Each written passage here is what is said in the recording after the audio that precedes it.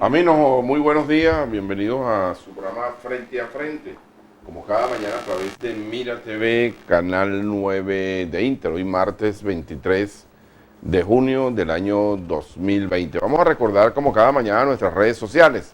La cuenta de Twitter de José Martínez Natera es @entrefuegosmtv, la del programa Frente a Frente 9 y mi cuenta es @Jair Cuba. También les recordamos que puede ver este y otros programas a través de mi canal de YouTube, Jairo Cuba. Bienvenidos entonces a la referencia informativa de cada mañana en los Altos Mirandinos. Estábamos diciendo, hoy es martes 23 de junio y es un día muy especial porque se celebra el Día del Abogado.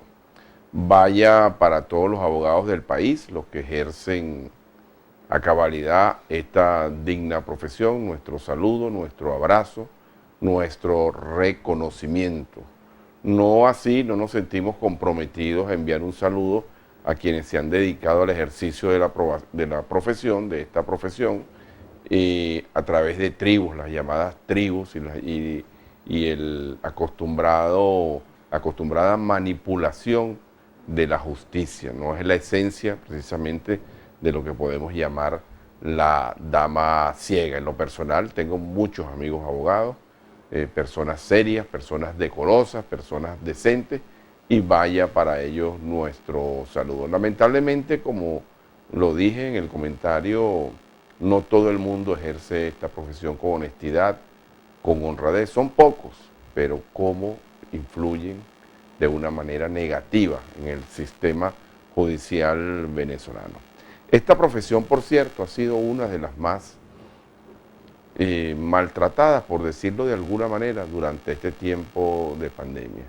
Solamente están actuando los tribunales para casos muy extremos. Por ejemplo, el Tribunal Supremo de Justicia hizo una sesión para designar a las autoridades del Consejo Nacional Electoral y al día siguiente también hizo otra operación para decidir con otra sentencia los destinos del Partido Acción Democrática y también el Partido Primero Justicia. Pero en líneas generales el despacho ha estado totalmente paralizado. Y cabe la pregunta, ¿de qué viven entonces los abogados en este tiempo de pandemia si no pueden ejercer a cabalidad su profesión? Yo creo que, a pesar de que aquí hemos reconocido que el presidente de la República tomó la decisión exacta, justa, en el momento preciso, creo que no se tomaron en cuenta, o durante el proceso de la cuarentena no se tomaron en cuenta algunos factores sobre la producción, la productividad de ciertos sectores. El caso específico nuestro, el caso de la comunicación, no sufrió mayores alteraciones. Desde un primer momento se dijo que podíamos, con nuestras credenciales, podíamos circular libremente por el país, aunque sí se afecta la actividad económica, porque quienes trabajamos como productores independientes, pues nos vemos afectados por la misma paralización económica motivado a esta circunstancia que además se suma a una complicación anterior. Pero en otros casos específicos y puntuales, por ejemplo, como los abogados, no ha ocurrido eso. Tienen libre facilidad para desenvolverse, para transitar, más sin embargo, al no tener los tribunales competentes en funcionamiento, pues este tipo de actividad se paraliza. Eso es interesante, por eso digo que durante este tiempo de cuarentena, si bien es cierto, se designó a un comité especial para atender la pandemia, y a pesar de que conocemos también de reuniones con los sectores productivos, con la patronal Fedecámaras, con otros sectores productivos del país y de las distintas regiones, creo que no se ha dado un manejo oportuno de cómo sobrevivir en tiempos de pandemia. Y si a esto le agregamos la gran cantidad de problemas que tiene la ciudadanía, sobre todo con la escasez de agua, que no es un tema exclusivo de los Altos Mirandinos, también en la Gran Caracas están padeciendo de gravísimos problemas con el tema del agua. Pero bueno, a mal tiempo, buena cara. y hoy es el Día del Abogado. Vaya de nuevo nuestro saludo. Tengo muchísimos abogados por mencionar, pero bueno, si me pongo a mencionar voy a cometer el grave error de dejar a muchos por fuera. Hoy tengo en el estudio dos invitados, dos profesionales del derecho. En esta primera parte vamos a entrevistar al doctor Erasmo Signorino. Él ha estado en otras oportunidades aquí, abogado penal. Y lo primero que quiero iniciar es, por supuesto, con nuestra salutación especial con motivo del Día del Abogado. Y si tiene algún comentario con relación a lo que yo estaba hablando, por la paralización de los tribunales y, por supuesto, nuestra felicitación por el Día del Abogado. Muy buenos días, doctor, ¿cómo está? Muchas gracias por la invitación al programa, licenciado. Sí, bueno, hoy celebramos el gremio, estamos de fiesta hoy, los abogados, celebrando nuestro día. Quisiera comenzar enviando un saludo y una felicitación a todos los colegas que conforman el gremio de los abogados, invocándoles que esa vocación que nos llevó a formarnos como profesionales del derecho siga siendo hoy en día la luz de aquellos que son vulnerables y claman en algún momento justicia en búsqueda de la verdad. Tenemos que agruparnos, tenemos que ser solidarios para que unidos poder combatir ese flagelo de la corrupción que camina dentro del Poder Judicial, con la finalidad, licenciado, de obtener una justicia independiente, equitativa y autónoma. Juntos Doctor, podemos lograrlos. Doctor, cuando yo inicié el programa que comentaba acerca de las tribus, yo creo que es uno de los grandes males que ha tenido el Estado de Derecho en Venezuela. ¿Qué opinión tiene al respecto? Efectivamente.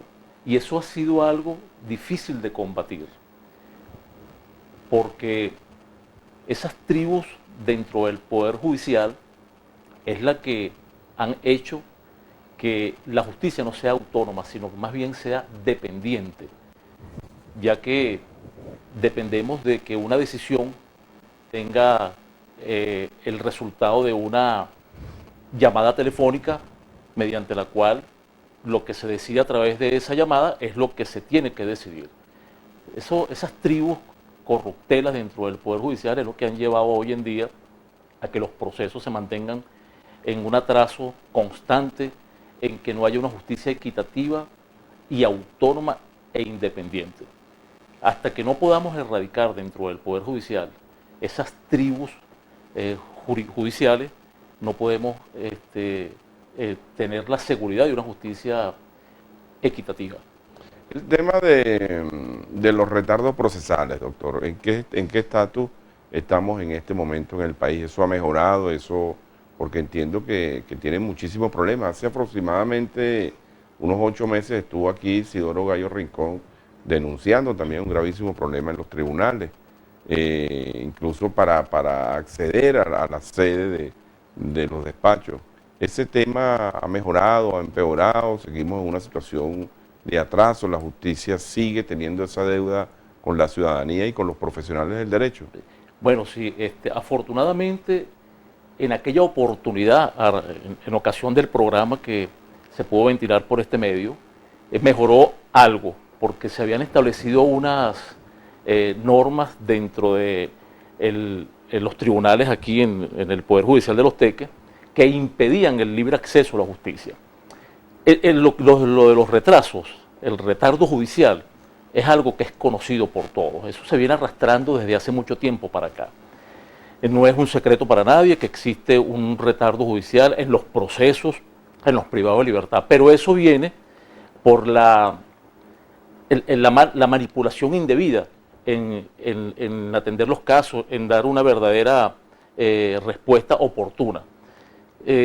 Existen en materia penal, licenciado, un gran retraso en los procesos de personas que no han sido atendidas oportunamente, porque ante las solicitudes que se realizan constantemente en los tribunales, los jueces burocráticamente se abstienen de decidir oportunamente, no acatando el principio constitucional de que debemos someternos a una justicia expedita. Eso es el caso penal, ¿no? En el caso penal. Que es donde más afecta. Donde más afecta. O también en el civil. No, en el caso de de los asuntos civiles se maneja un poco más expedito, es más rápido, o sea, hay menos dilación.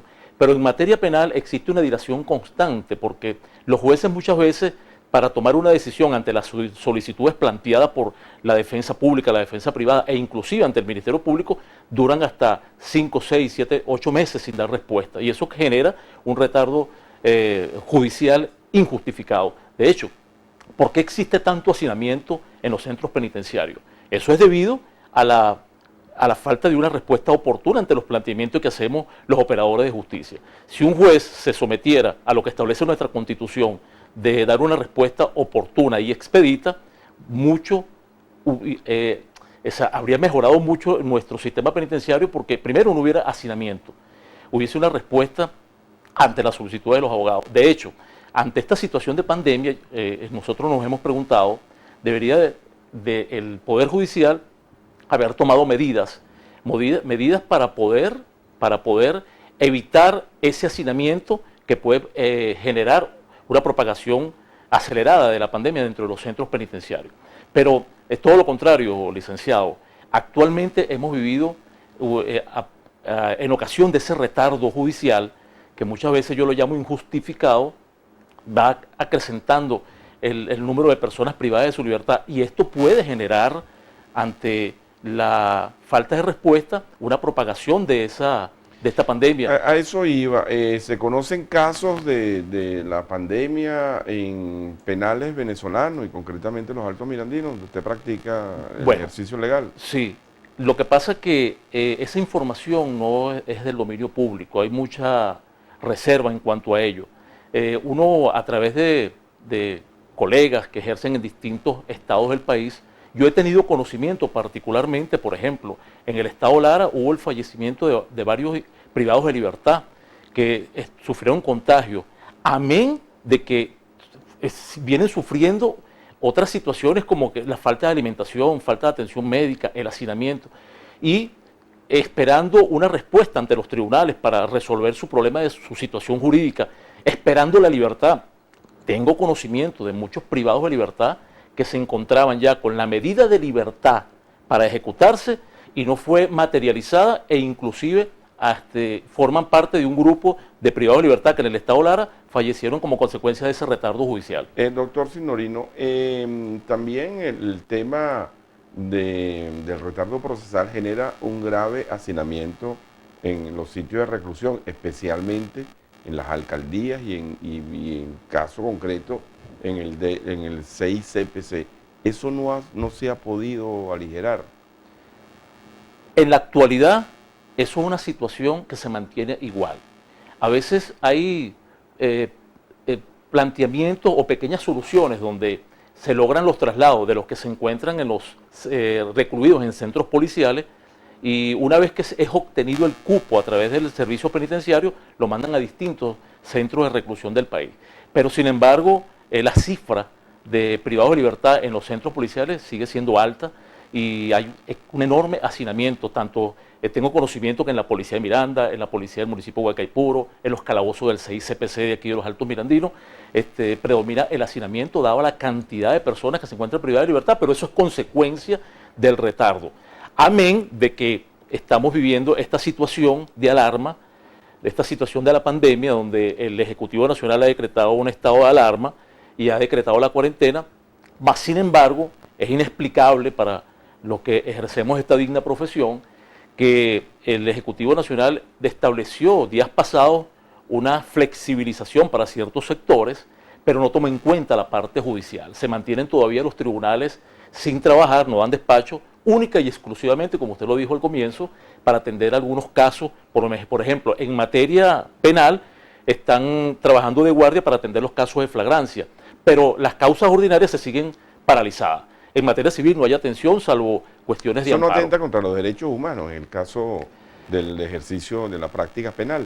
El derecho a la justicia forma parte del derecho humano de la persona y ha tenido que tener preeminencia en relación a esas medidas de flexibilización, y no lo hicieron. Yo considero que atenta contra el derecho humano, ya dado que la justicia, el acceso a la justicia, a tener una oportuna respuesta del caso que tú estés atravesando en ese momento, si no eres escuchado, si no eres atendido, hay una flagrante violación al derecho humano como es el acceso a la justicia.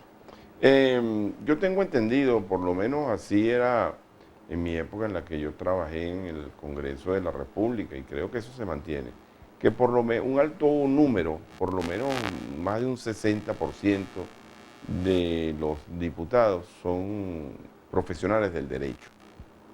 Sobre esta materia, doctor Signorino, no se ha podido legislar. Me refiero concretamente al tema del retardo procesal. Pues yo he tenido oportunidad de estar en Estados Unidos y he presenciado algunos juicios que prácticamente se definen en cuestión de horas. ¿Por qué en Venezuela eso no se ha podido? Es una deuda que tiene a quienes les toca hacer las leyes, que como digo, en su mayoría son profesionales del derecho. Bueno, fíjate lo siguiente. Aquí en Venezuela nosotros sufrimos una innovación en relación a con la entrada en vigencia de nuestro Código Orgánico Procesal Penal. Pensamos que todo esto iba a mejorar. El principio de oralidad, de que los juicios iban a ser atendidos de forma más rápida, desarrollando el principio establecido en nuestra Constitución. Pero una cosa es la letra de la ley y otra cosa es la práctica.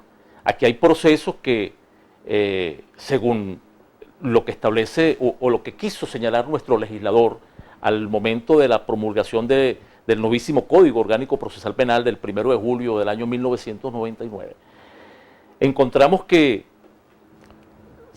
un juicio penal debería de resolverse a lo sumo, una vez que el proceso llega a la fase de juicio, no más de 20, 25 días. Eso sería en una instancia, ¿no? Ajá, en una instancia. Una instancia. En una instancia, hablando de la fase de juicio. Encontramos que hay juicios que duran 4 o 5 años porque no se ha hecho la apertura del juicio.